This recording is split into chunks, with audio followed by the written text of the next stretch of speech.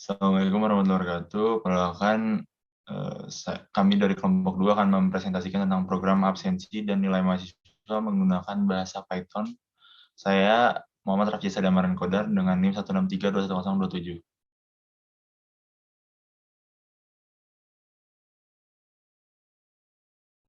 Latar belakang dari penggunaan program ini adalah program absensi dan nilai mahasiswa adalah program yang dapat digunakan oleh dosen dan mahasiswa untuk mengakses nilai dan absensi mahasiswa. Dosen dapat menginput absensi dan nilai mahasiswa, sedangkan mahasiswa hanya dapat melihat nilai dan data mahasiswa. Program ini dibuat untuk menggantikan rekap nilai mahasiswa dalam bentuk fisik menjadi dalam bentuk digital. Rumusan masalahnya, yang pertama adalah bagaimana cara membuat program absensi dan nilai. Yang kedua, bagaimana cara kerja program absensi dan nilai. Tujuannya yang pertama yaitu memberikan informasi terkait fitur dari program absensi dan nilai. Yang kedua, mengidentifikasi masalah yang dapat terjadi dalam proses pengisian data. Yang ketiga, mempermudah dosen untuk menginput data dan nilai mahasiswa sehingga lebih terstruktur, yang dapat mempermudah mahasiswa untuk mengakses nilai. Saya Kanya Rizky Maulidia dengan NIM 1632111 akan menjelaskan mengenai hasil komposisi persoalan dari program absensi dan nilai mahasiswa yang telah kami buat. Masalah pertama yang kami identifikasi adalah kita masuk ke dalam program sebagai dosen atau mahasiswa. Jika masuk sebagai dosen, terdapat 4 fitur yang dapat dilakukan oleh dosen, yaitu dosen dapat menambah data mahasiswa, lihat data mahasiswa, mengubah data mahasiswa, dan menghapus data mahasiswa.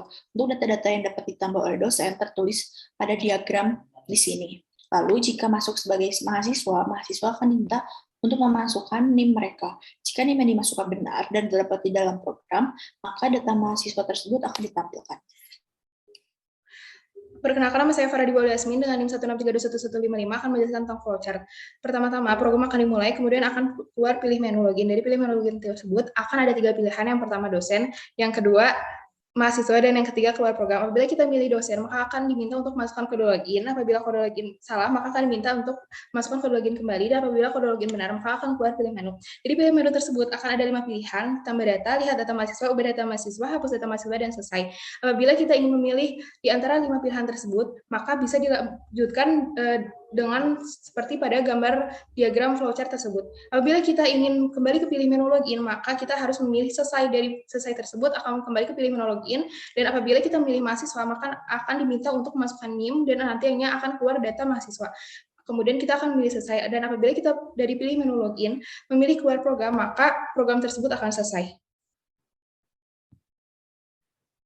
Perkenalkan, saya Rifat Fajar dengan NIM 163211155. Saya di sini menjelaskan tentang simulasi program. Yang pertama yaitu memilih menu login. Dalam memilih menu login akan muncul 2 pilihan, yaitu login sebagai dosen dan login sebagai mahasiswa. Jika yang dimasukkan angka 1, maka kita akan login sebagai dosen dan diminta untuk memasukkan kode login. Jika sudah memasukkan kode login, selanjutnya akan muncul 5 pilihan sebagai berikut ini. Jika memilih menu tambah data, maka akan diminta untuk menginput beberapa data. Setelah selesai menambahkan data, akan kembali ke menu utama. Jika ingin melihat data, maka kita memilih nomor 2. Dan jika ingin menambah data lagi, maka kita akan memilih nomor 1.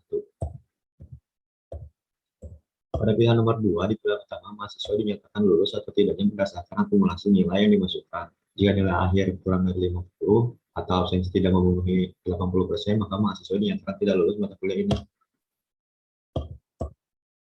Jika memilih nomor 3 pada pilihan utama, maka akan muncul pilihan ingin mengubah biodata atau nilai mahasiswa. Apabila ingin mengubah biodata, maka akan muncul tampilan seperti gambar yang ada di tengah. Sedangkan apabila ingin mengubah nilai, maka akan muncul tampilan seperti gambar yang ada di sebelah kanan. Halo semuanya, perkenalkan nama saya Tabito Tandarto dengan NIM 163211199. Saya akan melanjutkan penjelasan yang telah dilanjutkan oleh teman saya. Setelah berhasil mengubah data, maka data mahasiswa pada sistem akan otomatis berubah. Hal tersebut dapat dibuktikan dengan melihat data mahasiswa pada pilihan nomor 2 di menu utama seperti di gambar berikut.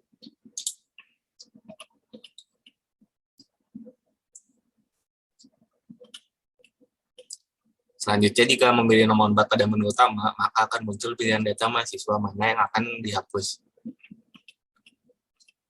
Setelah berhasil menghapus data, maka data mahasiswa pada sistem akan otomatis tersebut. Hal tersebut dapat dibuktikan dengan melihat data mahasiswa pada pilihan nomor 2 di menu utama.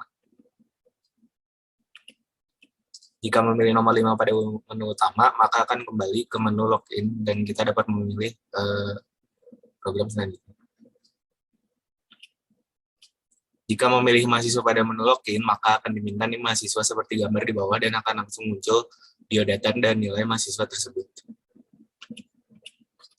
Ketika sudah selesai menjalankan program, kita dapat ketik 3 pada menu login untuk keluar dari program.